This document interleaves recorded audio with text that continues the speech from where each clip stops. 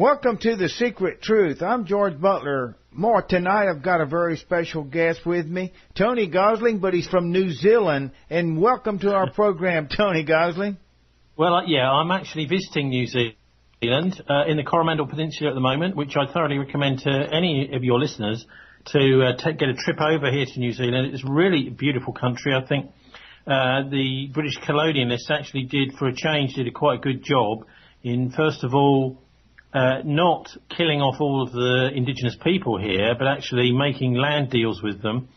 The Maoris have now done a lot of deals with the government here in New Zealand, where they've got vast amounts of money in compensation for land, and they're investing that in a lot of the tourist industries around here. So the Maoris are starting to come back, a bit like some of the Native Americans have in North America, to actually create big kind of money-spinning industries of their own, which is quite important, really, considering, what happened all those years ago, George. But look, I mean, the big news this week, of course, is this so-called terrorist attack in London, which, the media are very, very quick to jump to use this term terrorism. What we've got some guy, apparently, who's driven into a whole load of people on Westminster Bridge, a maniac of some sort, random people, killing random people, and then try to apparently make an attack on Parliament itself.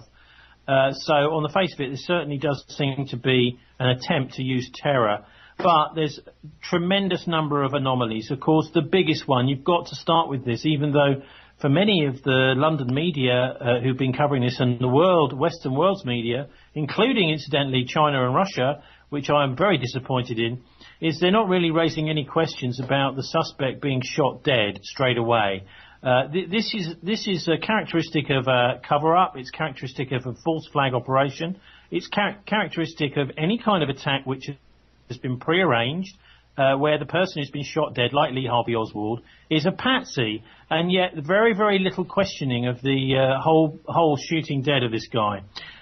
So that, for me, is the number one, George. I wonder what you make of this, because, of course, at the end of the day, it means that there will be no kind of proper criminal charges, legal proceedings, anything like that, on the one hand. So it shuts down any kind of legal questions that might be asked of the police about the behaviour last week. And also, there is no restrictions on the reporting. So this guy can be called a terrorist, a maniac, anything. The media gets a free rein to say exactly what they want, and of course most of the London media has been doing exactly that, calling him a terrorist, saying that he did it, even though actually all the information we've got is from the Metropolitan Police and from the media. I mean, if you were in a court case, you would be expecting to hear from all different people, all different eyewitnesses, including those that contradict the official account of events. And we've got plenty of those, George. Yeah, Gladio sort of reminds me in a way, is this the beginning of a Gladio operation in the UK, you think? I know Gladio was on the mainland there of Europe. Are y'all beginning to see more and more of these attacks, you think, over there? This could be a beginning of a tensioning of the British population? Definitely. I think we have to really stand back from this attack a little bit and from the coverage of it. It's been interesting watching the coverage in New Zealand, because it's just literally using BBC reporters to do the coverage. But there are lots of very important anomalies that are not being talked about. First of all, this is the most cameraed up country in the world. The whole area around Parliament is also got cameras everywhere, closed circuit television, which should have been recording every single step of this terrorist attack from probably 10 different angles, George, and yet there's been none of that at all. No footage has been released of the attack, and on our 9/11 forum, it's been pointed out, this is the 911forum.org.uk, which was set up a couple of years after the 9/11 attacks, precisely for the purpose of discussing terrorist attacks like this. Is one of the bright sparks on there has pointed out that Westminster Council has agreed a controversial move to turn off its entire network of CCTV cameras, if you can believe that. That was on the 6th of June last year. Central London Council made the controversial decision to switch off its entire network of CCTV. It's Conservative-run council, and it's just as an effort apparently to cut costs. Now, you can believe this if you like or not, but it seems to me incredible that as some sort of penny-pinching, cost-cutting measure, one of the richest councils in the country can say, oh, well, that CCTV network which is put in place all around Parliament, we're just going to turn it off. What is the new mayor of London? What is he? How does he enter into this thing? He is what, Islam or what? Islamic? Well, he's a Muslim. Yeah, he's a Muslim. One of the only. I think Holland has also got a city, one of its major cities, which has got a Muslim mayor. But he's been coming out with the usual rhetoric, assuming effectively that what the press is telling him and what the police are telling him is true.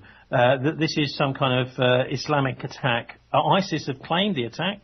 But then, you've got to look at all sorts of questions about that. Who is ISIS? Who created ISIS? Who funds ISIS? Through Switzerland. Of course, it's the Gulf Cooperation Council states mainly, plus the CIA. Probably British money going in there from MI6 too. And yet that's never discussed. The ISIS wouldn't be there without the help from our allies in the Gulf. That is people like Kuwait and Saudi Arabia. And Turkey, by the way, of course, as well. So these things are not talked about, even though I just find it incredible that there isn't any real pulling apart of who ISIS are. Also, of course, the conduits that are used to release information from ISIS. There's the Akbar news agency, which ISIS itself has said that we refute anything that comes from them, and yet the Western press still use them. As apparently a good source for confirming or denying or whatever that ISIS is involved in an attack. The other one is Rita Katz and her Site news agency just near Washington, D.C., and she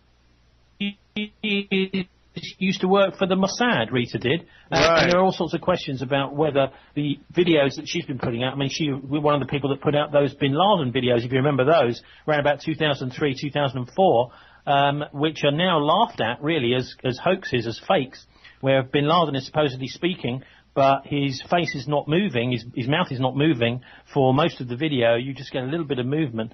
And these are quite clearly fake videos, and yet the same source is being used now by the Western media to say, oh, well, ISIS has confirmed that they are behind this attack. So that is absolute nonsense. I'll just run through some of the anomalies I've spotted so far.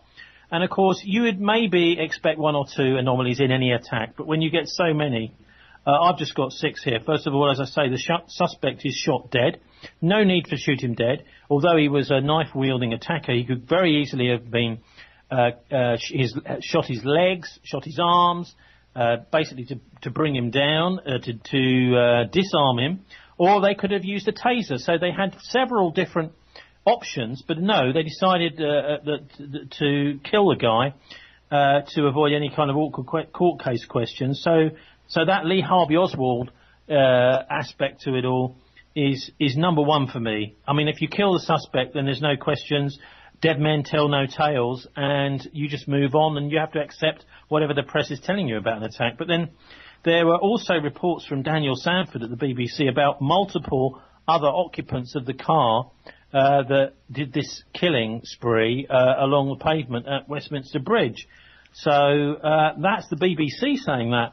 Apparently some guy with a goatee beard, a dark-skinned guy with a goatee beard, and also another white, bald-headed man, apparently were also with him during this attack. But they just either ran or walked off and weren't apprehended.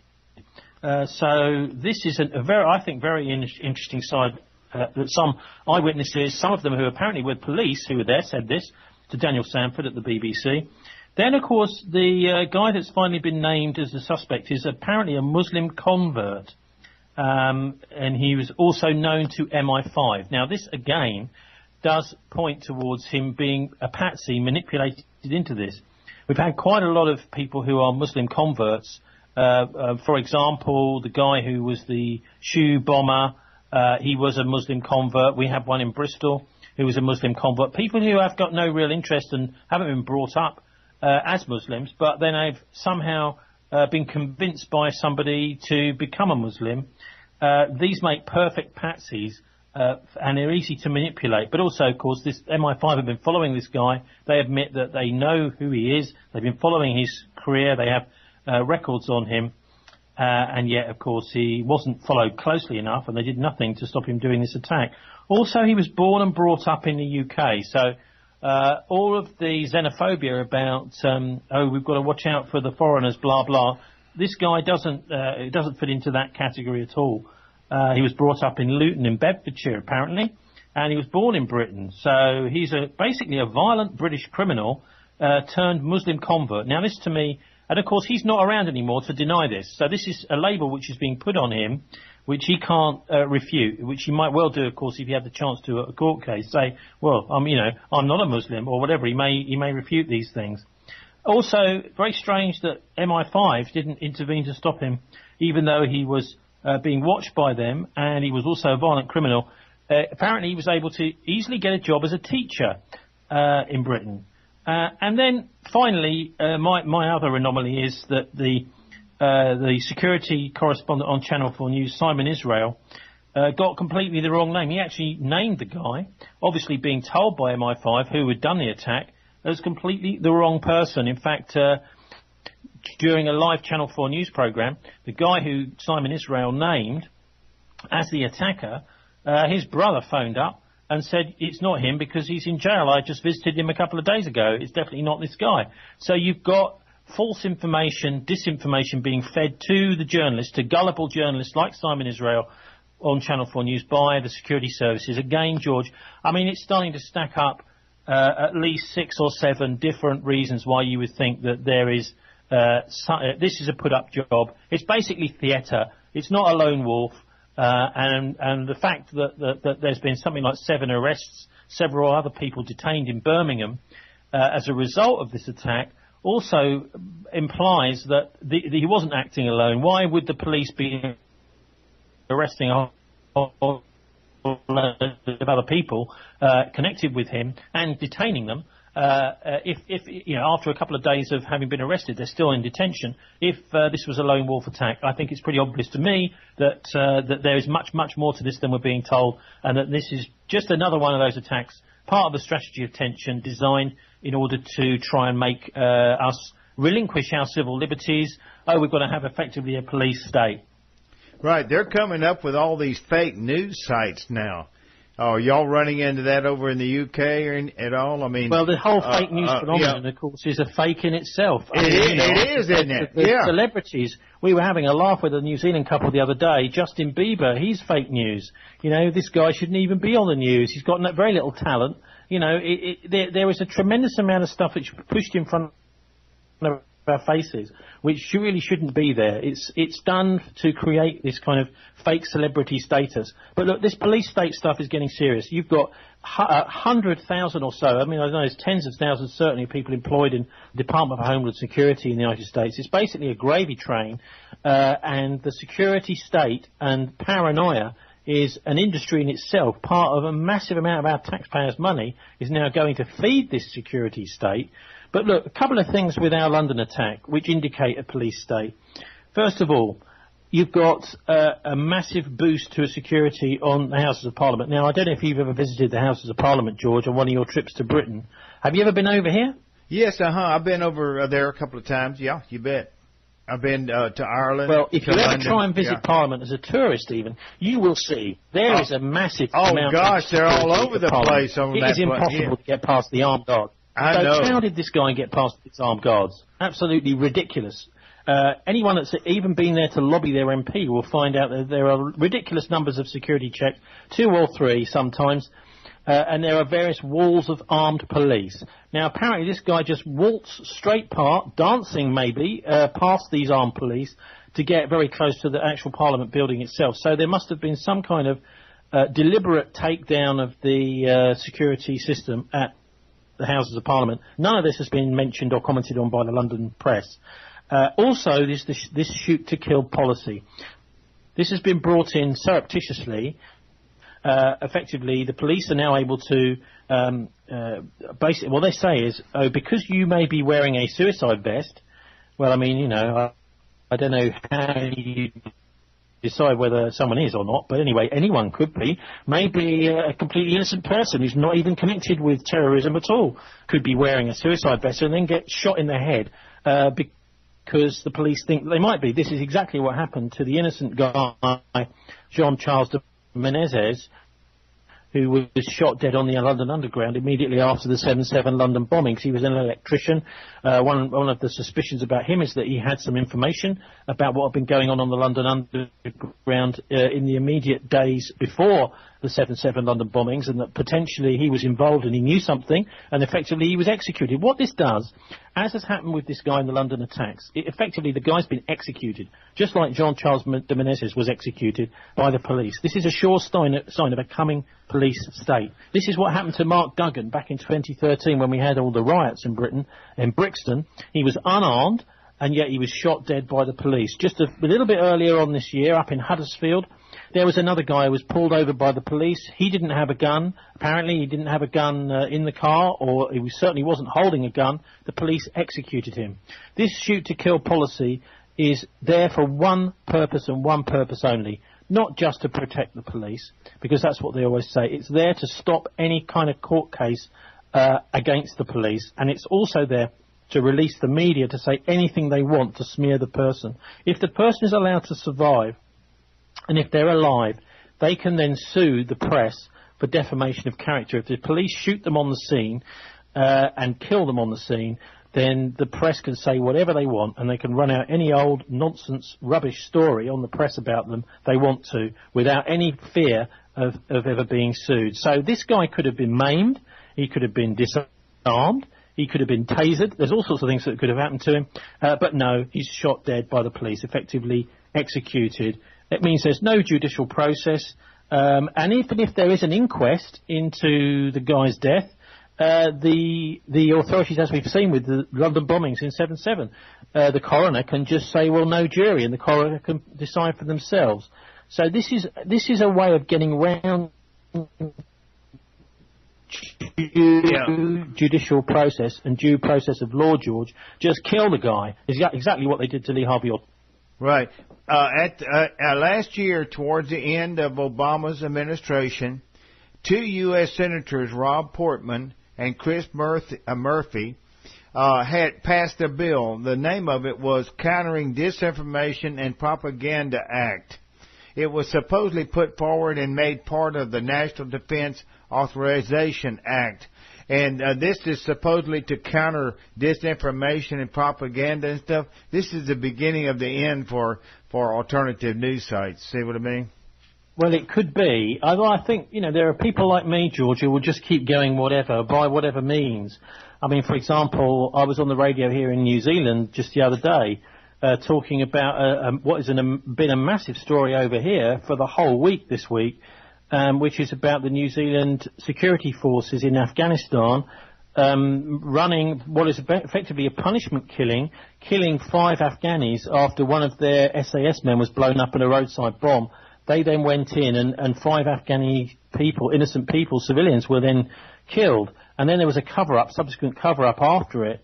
And Nikki Hager, Hager, has brought out a book just this week explaining that, number one, there's been this cover-up, and secondly, that there's these punishment killings going on. Now, they're not actually blaming the New Zealand SAS themselves, because what happened was the New Zealand SAS went in to do what they thought was an arrest of people who were involved in killing their colleague, and as the various civilians ran away, there was an American Apache helicopter that just mowed everybody down, all these civilians, including a 3-year-old child.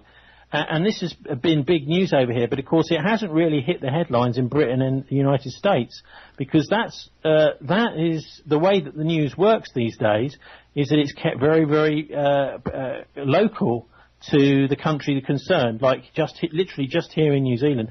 Nikki Hager, by the way, is a fantastic investigative journalist. He was the person who in the mid-1990s exposed the Echelon program. I don't know if you remember that. Yes. Yeah, I know about that. In the 1990s, most of us suddenly realised what was going on with Echelon. That was because Nikki Hager, with his security service contacts here in New Zealand, wanted the world, and they wanted the world, not him. The people who worked for the security services here in New Zealand wanted the world to know what mainly the British and the US were up to, because they weren't happy with it. And so he's a very important relief valve for people who are on the inside here in New Zealand to let them know about what's going on in the world. And this SAS book, it's called Hit and Run. It's just out, and it's just the latest example of what is some brilliant investigative journalism that he's been doing over here, George, where literally soldiers have been coming to him saying, look, we were involved in this, we didn't like it, and he's managing to get this out to the much wider public, and possibly even getting a national inquiry, public inquiry, into the cover-up by their New Zealand Defence Forces.